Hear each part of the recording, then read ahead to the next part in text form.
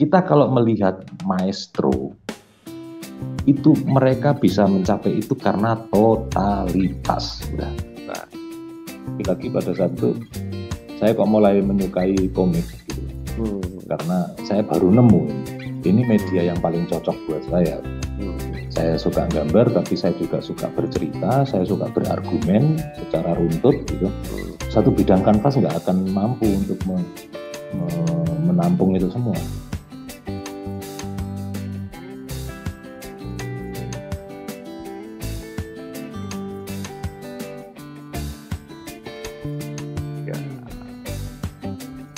Mas Aji Prastio. Assalamualaikum Mas, selamat malam, apa kabar? Waalaikumsalam, selamat malam Mas Fajar. Halo Mas, ya jumpa kembali, selamat datang di channel MKRIO Digital. Inspirasimu, inspirasi kita. Oke Mas, malam ini saya dan sobat-sobat MKRIO pengen banyak belajar langsung dari Mas Aji seperti biasa, tamu spesial, teman spesial saya yang sudah sangat expert di bidangnya. Dalam hal ini Mas Aji ini adalah seorang komikus ya Mas ya. Komikus Ya, yang semacam itu. sudah banyak karya yang diterbitkan juga, dan juga ada beberapa karya yang ada di media online Mas ya. Nah, Mas Aji ini teman waktu kecil ya Mas ya. Dari teman sepekampung dulu. Ya. Teman main sejak kecil. Teman main, dan bahkan udah lama sekali tidak ketemu kita ya, semenjak lulus SMA ya, udah nggak pernah ketemu. Iya, semenjak lulus SMA kita kuliah di kota yang beda, dan akhirnya sejak itu kan kita nggak ketemu ya. Betul, dan malam ini ketemu di podcast. Iya, begitu ketemu tahu-tahu udah bapak-bapak semua. Iya, tapi kita masih kayak ini zaman dulu kayak gitu Mas. Iya, kalau jiwa nggak pernah tua lah. Ya, itu dia terpancar dari bagaimana Mas Aji tersenyum ya kan. Wah, Banyak muda. Oke Mas, mungkin bisa diawali dari ini ya, menceritakan perjalanannya dari bagaimana ceritanya kok bisa sampai saat ini menjadi seorang komikus ya, yang sudah iya. dijalani beberapa tahun ini. Karena yang Mas Aji yang saya kenal dulu emang waktu kecil suka gambar ya. Kalau lomba 17-an pasti menang gambar. Ya, Semoga, Mas. waktu kecil dulu mungkin lomba 17-an sering menang karena lawannya kan cuma teman sekampung ya. Iya. Tapi begitu ikut lomba sekota madya gitu, nggak pernah menang selama masih SD, SMP gitu. Baru begitu SMA, barulah saya beberapa kali mendapatkan ya penghargaan, menang lomba tingkat kota yang akhirnya dikirim ke Jawa Timur dan masih bisa memenangkan itu. Nah, kalau menurut guru saya dulu karena memang tren penilaiannya memang beda. Jadi waktu SD SMP itu lebih pada dekoratif, maka gaya gambar saya tidak mungkin menang. Tapi begitu sudah SMA itu lebih pada ilustratif, di mana berarti saya punya peluang menang. Gitu. Nah, jadi gitu. Itu yang akhirnya saya itu kan sejak kecil ya Mas Fajar tahu sendiri saya suka gambar. Nah, saya pengen jadi pelukis, tapi saya juga pengen jadi guru juga akhirnya seiring berjalannya waktu. Akhirnya saya memutuskan untuk kuliah di IKIP Negeri Malang, yang sekarang di Universitas Negeri Malang. Saya ambil seni rupa di situ. Oh, Nah, tapi jalurnya pas lah ya, sayangnya, seni rupa ya. ya jalurnya pas, sama-sama. Ya di situ saya belajar tentang seni, saya didesain untuk jadi guru seni di sekolah. Tapi sayangnya nggak sampai lulus saya dulu kuliahnya. Nah, akhirnya cita-cita jadi guru terbatalkan kan ya, udah nggak bisa. Terus saya sempat berapa belas tahun gitu saya kerja sebagai musisi gitu. Karena mau cari pekerjaan di bidang gambar waktu itu sulit sekali gitu, ditolaki di mana-mana. Nah, terus setelah saya jadi musisi selama sekian belas tahun, saya mengenal media sosial saat itu, mulai dari blog, gitu, terus terus akhirnya itu tahun-tahun 2006 ya sudah ngeblok saya. Oh, udah ini Terus ya sempat punya blog blog juga ya, jadi blogger ya. ya Oh, 2006 dulu ya. tuh Iya, iya. dulu tuh multiply, sekarang udah punah Oh itu ya, multiply. multiply. Ya, Saya dulu baru sekarang belajar blog itu 2007. ya kira-kira bareng lah berarti ya Iya, kaca-kaca iya. sidik Iya. itu. Cuma saya Nah, belajar doang, nggak diwujudkan. nah Iya, blog iya. itu adalah cara saya untuk mempopulerkan ini Karya. gambar-gambar saya. Iya, iya. Terlebih lagi pada saat itu saya kok mulai menyukai komik gitu Hmm, karena saya baru nemu ini media hmm, yang paling cocok buat saya. hmm, hmm, Saya suka gambar, tapi saya juga suka bercerita, saya suka berargumen secara runtut gitu. hmm, Satu hmm. bidang kanvas nggak akan mampu untuk menampung itu semua. Iya. Jadi akhirnya saya belok gitu ke komik. Hmm, Bukan hmm, lagi ingin jadi pelukis, saya pengen ke komik. Gitu. Nah, di sana akhirnya saya membuat komik tentang kritik isu-isu sosial gitu, hmm, yang saya lihat sehari-hari, entah itu isu lokal maupun nasional. Terus saya pajang di blog saya secara gratis dan ternyata banyak yang suka, banyak hmm, yang respon suka hmm, dan menyebarkannya. hmm. Apalagi begitu muncul Facebook ya, gitu. Nah, akhirnya penyebarannya demikian cepat dan akhirnya orang semakin mengenal saya sebagai itu tadi komikus yang sering mengangkat isu-isu sosial Oh atau iya. bahkan tentang tema-tema mengupas sejarah secara kritis gitu. Awalnya gitu, Mas. Iya. Wah, itu berat juga ya, mengangkat tema sosial dan kritis kan berarti referensi literasinya benar-benar harus banyak. Nah, Itu itu dia. dia yang mungkin membedakan ya. Jadi kalau kita ngomong tentang profesi komikus itu Hmm. eh, dalam bahasa Indonesia itu kita tahunya adalah komikus. Nah, sedangkan di situ ada dua pekerjaan dalam dalam satu produk itu. Komik itu di situ ada cerita dan ada gambar. Jadi kalau di luar negeri, entah itu di Jepang, Amerika, Eropa ya, yang industri komiknya udah jalan dengan bagus, itu dikerjakan lebih dari satu orang. Ada yang jago gambar, gambar Oh, doang, dia iya, nggak bikin iya. ceritanya. Ada Fokus yang bikin gambar. ceritanya doang, Hmm. gitu. Nah, itu dipertemukan oleh industri, jadilah komik. Nah, sedangkan kita menyebut keduanya ya komikus, gitu. Hmm. Maksudnya pokoknya kalau produknya komik ya komikus, gitu. Nah, karena dulu di era sejak tahun 50-an bahkan ya sampai Hmm. tahun 80-an Hmm. itu komikus-komikus kita itu ya gambar-gambar sendiri, bikin cerita sendiri gitu. Misal Ganes TH dengan si buta dari gua hantunya, Hmm. Jair Warni dengan Joko Sembungnya kayak gitu. Iya, iya. Teguh Santosa dengan cerita-cerita wayangnya gitu. Nah, itu kan mereka bikin gambar sendiri, Hmm. bikin cerita sendiri gitu. Iya. Akhirnya orang sekarang mengatakan komikus itu berarti ya bikin gambar ya bikin cerita, padahal beda.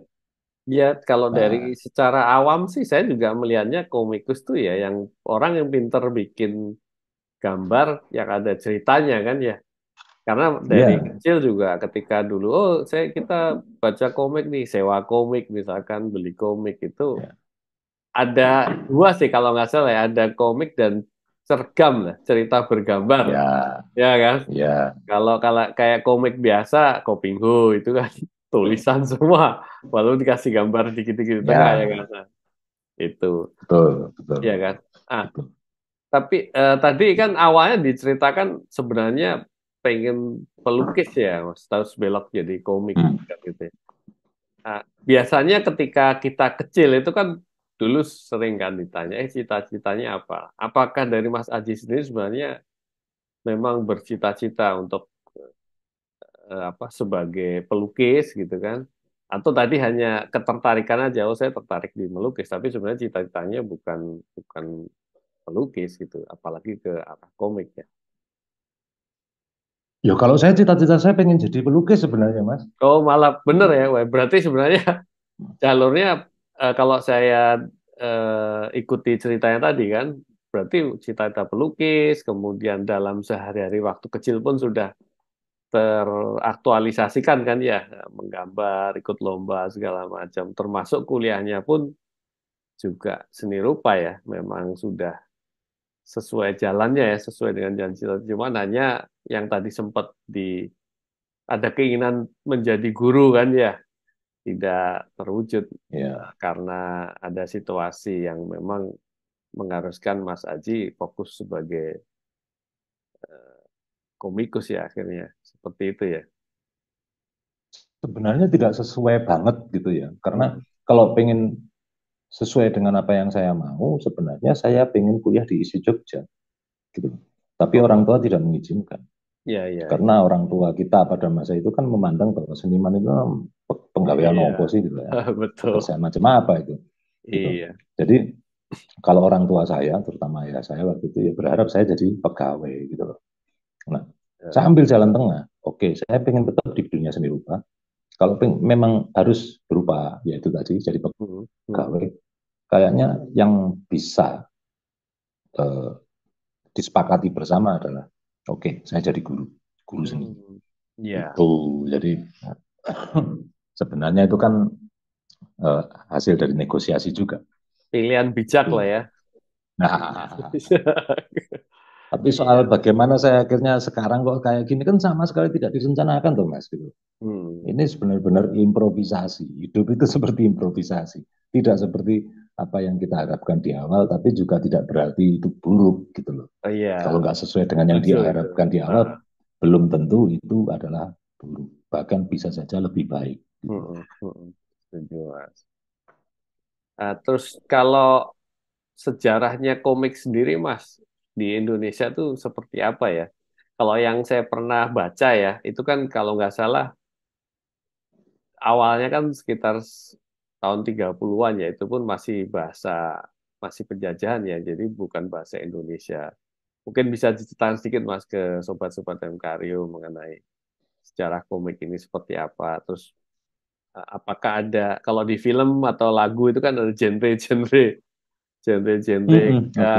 Mungkin sebelum nanti kita lebih dalam mengenai peluang-peluang yang sudah dijalani Mas Aji selama ini. Ya, kalau tentang sejarah Hmm, komik secara detail mungkin kawan-kawan bisa browsing ya. hmm, Cuma mungkin yang bisa saya tambahkan di sini sebagai pelengkap adalah begini. Kenapa kok disebut komik? hmm. Karena memang di awal-awalnya itu terdesain memang itu basicnya adalah komedi. Jadi sesuatu yang menghibur Oh, gitu. komedi ya. Makanya Ber- jadi eh, makanya kayak misalnya film kartun, kenapa disebut kartun? Oh ternyata dulu gambarnya pakai kertas karton gitu. Jadi ada Hmm, dari nama itu ternyata ada sejarahnya gitu kan. iya, Nah, ya. ada Kenapa jalarannya. alirannya? Iya, aliran lukisannya Picasso itu disebut kubisme, ya karena ternyata itu ungkapan dari kritikus yang sebenarnya maunya meledek, tapi Hmm, ledekan itu malah akhirnya jadi semacam genre gitu, nama hmm, genre. hmm, Nah, komik itu seperti itu awalnya, hmm. fantasi. Pokoknya komik itu berisi yang ringan-ringan. Gitu. Kalau pengen mengkonsumsi bacaan yang berat, itu tidak ke komik pada awal-awalnya ya. Hmm. Ya berarti bacalah novel, karya sastra, segala macam. Kalau komik itu berarti yang ringan-ringan, yang Mm-mm. lucu-lucu, yang seru-seru gitu. Iya. Nah, sampai di luar negeri pun begitu. Kita tahu muncul konsep superhero itu juga segalanya itu berbau hiburan gitu. Hmm. Nah, bagaimana orang-orang di Hollywood sana ya, di Amerika sana eh, punya fantasi tentang adi manusia gitu kan. Muncullah konsep superhero gitu. Iya. Sama seperti Amerika sendiri ingin menjadi negara yang adil kuasa, maka masyarakatnya pun sebenarnya punya punya ambisi untuk jadi adil manusia. Nah, akhirnya muncul konsep superhero. Kenapa superhero di awal-awal itu warna kostumnya ngejreng-ngejreng kayak gitu? Dan Biru, ternyata merah. itu memang iya ada hubungannya dengan teknologi percetakan masa itu Hmm, gitu. ya, ya, ya, ya. Akhirnya oh ternyata semua itu ada muncul muncul itu ada penyebabnya. Hmm. Nah, lantas saat komik itu sendiri mulai juga dikenal dan diterapkan di Indonesia sejak zaman malah sebelum Indonesia ada Iya. gitu. Ya itu kan disesuaikan dengan kebutuhan juga gitu. Misalnya akhirnya kenapa sih R.A. Kosasih sering membuat komik cerita wayang gitu. Hmm, hmm. Ya karena memang wayang pada masa itu memang salah satu kompas moralnya orang Jawa gitu. Iya, iya. Nah, sedangkan kalau nunggu ada pertunjukan wayang, ya enggak tiap hari ada gitu kan. Kalau ada momen-momen tertentu aja, Hmm. masyarakat kita bisa nonton wayang gitu. Zaman segitu juga TV juga nggak semua orang punya gitu. Iya. Radio aja belum tentu semua orang punya gitu. Akhirnya komik menjadi salah satu media gitu. Nah, Hmm. kalau kita lihat mulai perjalanannya waktu, mulai muncul tokoh-tokoh komik yang diciptakan oleh komikus-komikus Indonesia, seperti ada Joko Sembung, itu mewakili karakter zaman memang. Pada zaman itu seperti apa gitu. Hmm. Kebutuhan masyarakatnya, fantasi masyarakatnya. Nah, misalnya kok Joko Sembung, terus Joko Sembung sudah ya. Si Buta dari Gua Hantu. Gitu. Iya. Memang kita tahu bahwa Teguh Jair kok Jair apa Ganes TH ya. Hmm. Ganes TH menciptakan si Buta itu kan juga terinspirasi dari Zatoichi, sosok jago pedang Jepang yang buta gitu. Hmm. Dan Zatoichi difilmkan dan sudah sampai di Indonesia tahun awal-awal 60-an. Hmm. Nah, terinspirasi dari situ akhirnya muncul si Buta dari Gua Hantu, pendekar buta juga gitu. Hmm. Nah, tapi kalau kita lihat kostumnya kan unik ya, kostumnya kulit ular, terus modelnya, tren fashionnya itu V-neck gitu kan, terus body fit gitu. Hmm. Kayak Nah, Tarsan juga ya. Kayak Tarsan. Kan si Buta tuh ya, warna pendek ya kalau nggak salah ya. oh enggak, Enggak di ya, bawah panjang. dengkul lah, Oh ya, buat panjang tapi di bawah dengkul. 7/8 lah, apa itu istilah soalnya Nah, 7/8. Iya, iya. tapi kan kostum itu mengingatkan kita dengan tren busananya kaum hippies yang Hmm. memang tahun-tahun itu juga lagi populer juga Hmm. gitu. Mari kita lihat misal kostumnya, kostum manggungnya Elvis Presley sampai Bee Hmm. Gees kan juga main V-neck gitu juga. Iya. Itu yang dadanya kelihatan dikit gitu. Hmm. Nah, terus kenapa kok pakai ikat kepala terus rambutnya gondrong terurai gitu? Itu terinspirasi atau terpengaruh oleh film-film Mandarin pada masa itu, di mana para pendekarnya pun berpenampilan seperti itu. Iya, Nah, iya. kesimpulannya adalah kemunculan-kemunculan tokoh hero, tokoh komik itu sebenarnya dipengaruhi oleh tren zaman, gitu kan. Hmm. Nah, termasuk sampai akhirnya pada detik ini seperti apa sama saja sebenarnya. Yang lebih disukai oleh pembaca adalah yang mampu mewakili tren zaman. Nah, Batman pada saat awal-awal dibuat Betul kan. komiknya, ya musuhnya jambret tengah malam gitu kan. Dan itu udah Iya. seru pada masa itu. Tapi kalau Batman itu dilestarikan sampai sekarang, sampai difilmkan, nah permasalahan yang dihadapi Batman haruslah sesuai dengan permasalahan zaman sekarang Hmm. yang lebih rumit. Iya. Dan akhirnya desain kostumnya pun juga berevolusi. Nah, itulah kenapa saya sebenarnya waktu bikin uh, storyboard dan naskah untuk Si Buta dari Gua Hantu season Hmm. 3 dan 4, saya menawarkan itu kepada PT Bumi Langit gitu. Oh, Bahwa Si berarti Buta harus gimana? iya, sorry Mata. Berarti Mas Aji sempat itu ya ikut project untuk yang film Si Buta dari Gua Hantu itu ya. Iya, tapi waktu masih versi komiknya, kan dibikin komiknya dulu Oh, baru dibikin komiknya dulu. filmnya. Iya, iya. Ya, jadi setelah ya Gundala kan juga gitu, dibikin Hmm. komiknya, dibikin filmnya. Si Hmm. Buta kan juga dibikin filmnya habis ini. Tapi sebelumnya tuh dibikin komiknya dulu. Iya. Nah, saya menawarkan itu bahwa eh, peta konflik permasalahan yang dihadapi si Buta sebaiknya relevan dengan zaman ini. Hmm. Meskipun si Buta itu settingnya setting-setting tahun zaman dulu Zaman gitu. dulu. Nah, kalau kita belajar dari sejarah, sebenarnya permasalahan zaman dulu dengan zaman sekarang kurang lebih sama, Hmm. gitu. Jadi permasalahan politik itu seperti apa kurang lebih sama Iya, iya. gitu. Tinggal Nah, lokasi sama settingnya ya yang agak berbeda ya. Tuh, Kalau dulu di betul. gunung, naik kuda. Kalau Iya, sekarang settingnya di kota, kan di gedung yang istimewa. iya. Iya, Kalau iya. dulu apa itu pernah terjadi Hmm. setelah era tanam paksa, Hmm. akhirnya pernah terjadi konflik lahan, ya kan? Hmm. Masyarakat Jawa itu pernah mengalami wabah kelaparan tahun Hmm. 1840, 1850 itu pernah Iya. terjadi itu. Karena apa? Kebanyakan lahan pertanian dipakai untuk menanam tebu. Hmm. Ya. Akhirnya terjadi konflik-konflik lahan. Pertanyaannya, emang sampai detik ini tidak ada konflik lahan? Selalu ada, Iya, masih selalu lah. ada. Kalau lahan itu memang Ya, potensi konflik besar sih. nah, jadi itu tadi, kenapa nggak kita relevankan? Meskipun itu ngomong sejarah masa lalu. Hmm. Banyak kok peristiwa-peristiwa masa lalu, konflik sejarah masa lalu, yang sekarang pun sebenarnya kurang lebih sama terulang lagi. Hmm. Gitu mas ceritanya. Tak sambil ngopi ya. Ya, siap-siap. Wah, monggo. Mantap. Saya kebetulan air putih aja, belum bikin kopi. Ya, Biasanya ngopi juga sih. Oke, Mas Aji, ya. Kalau melihat perjalanan tadi kan eh, sebenarnya kan sudah ada beberapa aktivitas ya tadi melukis, kemudian kuliah di seni rupa, terus arahnya bisa apa tadi seni dan menjadi eh, profesi guru kan. Kira-kira yang dilihat Mas Haji pada saat oh ini komik ini sebuah peluang yang bagus. Tentunya kan pada saat kuliah ataupun setelah itu kan sebelum benar-benar menekuni kan sempat ada beberapa aktivitas lain kan ya yang dikerjakan.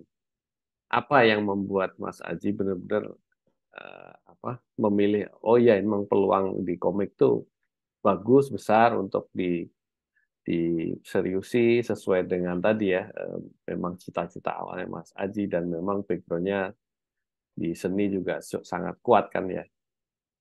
Bisa diceritakan Mas, iya. komik itu peluangnya seperti apa, menariknya bagaimana? Nah, kalau kita ngomong peluang komik, akhirnya kembali lagi seperti yang saya bahas di awal ya. Jadi Hmm. di sini kita menyebut komikus, padahal kalau di luar itu ya ada istilah komik artis, yang mana dia cuma bisa gambar komik saja, tapi kalau disuruh bikin cerita ya nggak bisa gitu. Hmm. Tapi bukan berarti itu pekerjaan itu remeh, tidak. Hmm. Itu yang terjadi sekarang. Gitu. Kawan-kawan kita di sini banyak sekali komik artis di Indonesia yang dipekerjakan oleh perusahaan-perusahaan besar di luar negeri. Hmm. Bayarannya dolar, Mas. Hmm. Sugih-sugih bocah-bocah gitu.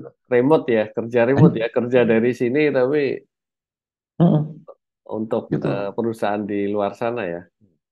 Iya. Jadi mereka dikirimi naskah, terus mereka bagian menggambar. Hmm. Hmm. Jadi mereka nggak bikin cerita sendiri. Fokus Nah, penggambar ya. iya, ada Hmm. yang disewa oleh DC Comics, ada yang Hmm. disewa Marvel, Hmm. dan itu ya penghasilan mereka luar biasa. Ya, Kalau kita ngomong tentang profesi dan prospek penghasilan, ya. maka komik artis itu menjanjikan ya, Hmm. gitu. Hmm. Betul. Dan Hmm. itu sudah terbukti sekarang. Hmm. Nah, bagaimana dengan komikus yang versi saya? Saya kan bukan sekedar komik artis, gitu loh. Ya. Nah, jadi saya adalah penulis naskah dan saya menggambar sendiri naskah-naskah saya. Hmm. Gitu. Nah, itu memang sebuah jalan yang memang sudah saya pilih karena itu tadi passion saya itu pengen pengen jadi pengajar dulu, tapi Hmm. karena tidak terrealisasi, ya udah saya memilih profesi yang selain di situ ada unsur hiburan, harus ada unsur edukasi, gitu. Iya, iya. Nah, kenapa komik? Pertanyaannya kan gitu kan. Hmm. Ada yang mengatakan bahwa generasi sekarang itu minat bacanya kurang. Uh, Minat membaca juga menurut ya. saya, Minat membaca ya juga minat kurang. membacanya Ya. kurang sehingga akhirnya perlu itu dikasih edukasi itu lewat media-media lain yang nggak cuma mereka membaca Iya, iya. dan komik cukup efektif Hmm. gitu. Nah, tapi sebenarnya saya nggak sekadar menyalahkan generasi sekarang yang katanya minat bacanya kurang, Mas. Karena gini, yang diperlukan itu kan sebenarnya adalah eh, mendapatkan informasi tambahan Hmm. gitu loh. Orang-orang zaman dulu kalau ingin mendapatkan informasi tambahan, wawasan yang bertambah, ya dengan membaca. Karena para pemikir, para filsuf, para apa gitu, mereka berbagi wawasan lewat Hmm. menulis. Iya. Maka kalau kita ingin mendapatkan ilmunya, kita membaca karya mereka. Hmm. Seperti itu. Hmm. Nah, saat media sudah berganti karena zaman berganti, gitu. Bukan berarti kita, apalagi generasi anak-anak kita, bukan berarti mereka tidak menginginkan informasi baru loh. Hmm. Tapi medianya aja berubah. Mereka tidak lagi membaca kalau mereka ingin tahu tentang filsafat apa gitu ya. Hmm. Tapi mereka mendapatkannya lewat misalkan nonton TikTok, Iya, kenapa menonton tidak? ya sekarang. Lebih visual Ya, ya. menonton YouTube Hmm. misal, podcast seperti yang kita sedang kerjakan sekarang, Hmm. Hmm. itu kan media juga. Iya, iya. Nah, kita dulu hanya dari ngobrol atau mendengarkan orang diskusi, Hmm. kita mendapatkan ilmu. Nah, sekarang kita bisa bebas setiap saat buka konten YouTube gitu, pengen pembahasan apa, Hmm. Hmm. podcastnya siapa, dan Iya. wawasan kita bertambah. Nah, komik menjadi salah satu media menurut saya untuk menyampaikan yaitu tadi, saya ingin berbagi gagasan, berbagi wacana, berbagi perenungan, Hmm. gitu, lewat komik. Nah, kalau dari sisi profesi, yo kalau kalau pakai syair lagu yang lagi ngetop sekarang, yo ojo dibanding-banding gitu loh ya. Oh, iya. Karena ada Ya, unsur idealisme juga kan, Mas, di situ ya. betul, betul Ya. sekali gitu. Dan saya Jadi sih kita setuju ya dengan idealisme itu tetap kalau memang itu sesuai passion ya memang harus ditekuni kan itu ya Mas. ya, saya sering menyindir kawan seniman yang misalkan mengkritik Dewan Kesenian di daerahnya masing-masing gitu. Hmm. Yang katanya kurang memperhatikan mereka lah segala macam gitu.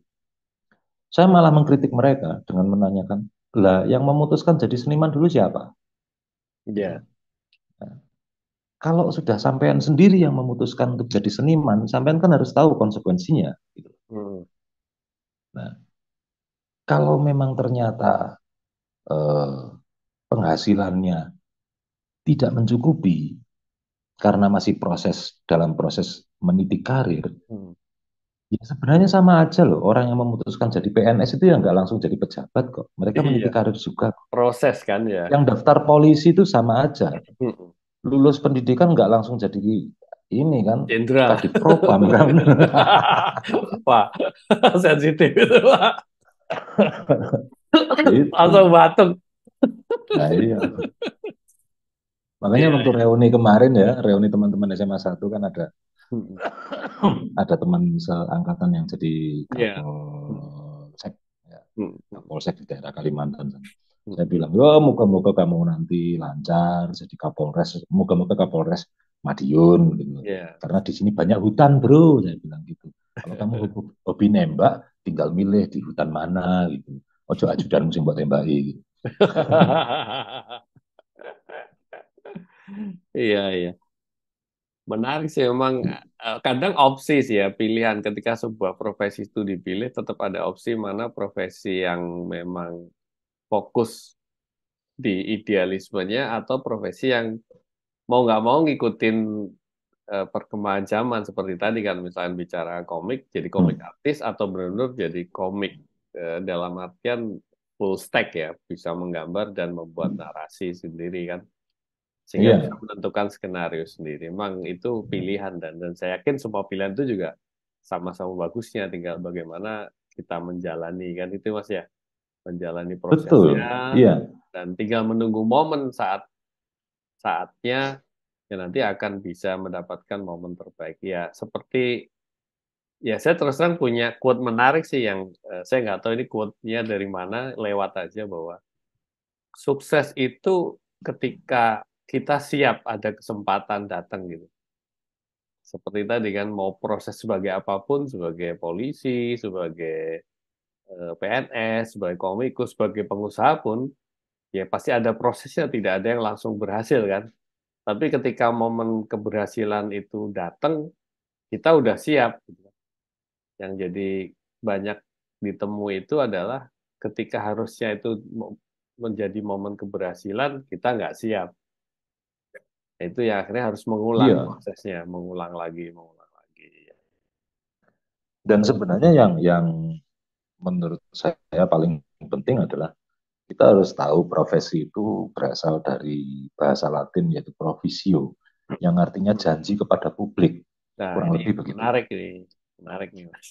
Nanti Nah, kita bahas di eh, berikutnya ya, apa di sesi berikutnya mengenai profesi itu iya. seperti apa. Oke. Cuma ya Kalau kurang lebih kalau kalau boleh, ya gimana? silakan, silakan, silakan, silakan, Mas. Gimana?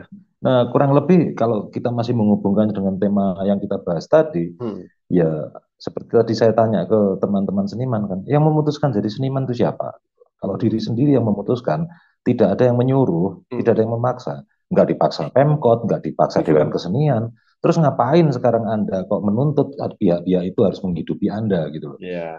Nah, karena yaitu profesi yang sudah kita pilih, kita putuskan untuk kita Hmm. kita jalani, itu harus panggilan batin gitu loh. Nah, Kalau betul. kamu benci darah, kamu takut darah, jijik sama borok, jangan jadi dokter. Dokter. Iya. Jangan Janganlah memaksakan kamu jadi diri ya. dokter. Janganlah kamu jadi dokter hanya gara-gara mendengar-dengar semua profesi dokter itu tidak mungkin melarat. Hmm. Akhirnya kamu masuk ke kuliah kedokteran, bayar mahal, kalau perlu pakai joki, supaya hidupmu mapan. Hanya karena hidup mapan, jangan. Cari Iya. profesi lain aja. Karena janjimu kepada publik itu harus sesuai gitu loh. Hmm. Nah, itu tadi Mas, makanya kalau ada nyambungnya dengan itu, ya itu Iya. kita memutuskan jadi seniman, kita memutuskan jadi Hmm. komikus. Hmm. Maka lebih baik kita mengedepankan janji kita terhadap publik tadi kan, pertanggungjawaban Hmm. profesi, bahwa kita menjalaninya dengan sebaik mungkin. Soal dapatnya berapa kan, ya itu bonus aja. Maksudnya jangan jadi tolok ukur pertama, Iya. gitu. Bahwa kalau jadi komikus, aku pengen standar hidupku, standar penghasilanku minimal sekian. Kalau sudah pakai taraf ukuran kayak gitu, udah dipatok kayak gitu, belum nyampe ke sini, maka yang dalam Udah batin kita stres. adalah kita gagal. Iya. Dan Gitu. betul kan, betul, betul, betul. Ketika menjalani prosesnya merasa gagal, padahal kalau dia menekuni sedikit lagi, di depannya itu mungkin dapat momen tadi untuk berhasil gitu kan, dapat tipping point istilahnya sehingga dia bisa accelerate kan, wah ternyata benar bisa untuk tadi memenuhi ekspektasi dia kan gitu ya. Iya, ada beda yang sangat jauh Hmm. antara misalnya ya seorang musisi yang memang pengen nyanyi di Hmm. waktu di Hmm. kafe gitu Hmm. nyanyi Hmm. direkam-rekam sendiri sama dia terus ditampilkan di YouTube sekedar untuk biar orang-orang lain bisa menikmati dia suara dia dan penampilan dia Hmm. tanpa harus datang ke kafe itu. Iya, Tahu-tahu viral dan akhirnya dia mendapatkan hasil. Ya itu dia ngetop. iya. Itu beda dengan yang sudah di awal dia aku tak nyanyi, tak YouTubein biar aku ngetop. Hmm. Beda. Dia tidak menikmati proses. Kalau yang pertama tadi Iya, dia kan nggak punya goal, tapi iya, tahu-tahu ya itu betul. tadi dia nikmati. Ya itu tadi dapat momen kan, dapat momen dia pas Nah, siap kan itu ya. iya. Ya, Tuh. cuma ya itu aja perbedaannya antara antara yang menikmati proses karena dia memang menikmati pekerjaannya dan nanti hasilnya nanti mengikuti. Jadi hasil itu tidak mungkin mengkhianati usaha kok gitu. Ah, itu Nah, betul sekali. dengan yang sudah dari awal sudah punya goal, gitu. Hmm. Sudah punya goal tapi saat belum mampu melakukan belum mampu mencapainya, akhirnya ya isinya cuma mengatakan kok aku nggak bisa sampai kayak gini ya, Iya, kok gagal ya. Akhirnya ada kata gagal, padahal ya itu dia menyematkannya pada dirinya sendiri. betul sekali. Setuju, Mas. Dan memang ya sangat dalam sekali sih yang disampaikan Mas Aji. Intinya orang kalau sudah yang kalau boleh saya ini Mas garis bawahi Pak. Intinya orang kalau sudah sudah tahu passionnya di mana ya kan dan dia memilih passionnya itu untuk hidup ya dia harus dari awal bisa menikmati itu sebagai proses ya kan. Jadi tidak lagi punya passion tapi dari awal sudah salah menentukan goalnya sehingga dia tidak bisa menikmati tapi fokus kepada goalnya mau seperti apa. Seperti itu ya Mas ya. Iya, Sehingga ketika iya, goalnya tidak nyampe dia merasa gagal padahal goal itu mungkin ya masing-masing orang beda-beda kapan datangnya kan iya. seperti itu. Jadi misal ada dua orang ikut latihan, ikut sebuah sanggar teater dan ingin Hmm. latihan acting gitu. Hmm. Yang satunya motifnya adalah aku ingin bisa berakting dengan baik. Hmm. Yang satunya goalnya adalah aku ingin jadi artis sinetron. Hmm. Gitu. Nah, maka hasilnya akan beda. Yang masuk ke sanggar itu memang benar-benar murni cuma ingin belajar acting, maka sampai detail hal yang detail-detail tentang ilmu acting itu akan dia pelajari karena dia suka. Gitu. Ya. Sedangkan yang satunya, wis apa deh, yang penting aku bisa jadi pemain sinetron gitu loh. Kalau bisa jangan jangan terlalu bertele-tele lah, yang penting aku bisa jadi pemain sinetron. Iya. Nah, belum tentu dia jadi pemain sinetron. Hmm. Akhirnya yang dia dapati adalah dia merasa kok sulit sih, kok aku kok gagal sih. Sedangkan yang pertama, dia Hmm. nggak punya goal pemain sinetron enggak. Dia cuma ingin berakting sebaik mungkin. Begitu dia menjadi pemain acting yang bagus, tahu-tahu dia nggak cuma jadi pemain sinetron, dia pemain film.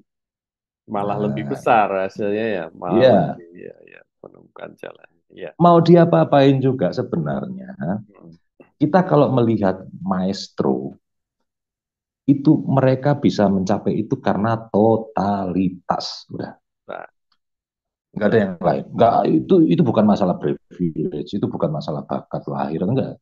Totalitas. Itu. konsisten, persisten Misal, ya ibaratnya itu ya. iya, Hmm. kalau di komik, nah, lagi-lagi kita ngomong komik ya. Hmm. Kalau di komik Jepang, komik Amerika gitu, misalnya ada teknologi robot, Hmm. itu penciptanya adalah Profesor A. Hmm. Kan selalu begitu kan? Hmm. Tokoh profesor dimunculkan sebagai pencipta dari Iya, sebuah